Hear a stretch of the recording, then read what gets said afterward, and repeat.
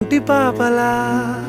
వెన్నెల్లో ఆడపిల్లలా నిన్ను తలుచుకుంది ఈడే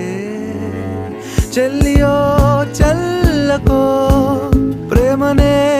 అందుకో నూటికో కోటికో వరుడు నేనులే నిన్నటి జన్మలో పుణ్యమే అందుకో కాళ్ళనే అద్దుకో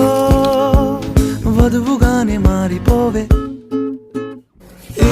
క్షణం స్వయం వరం ఇవా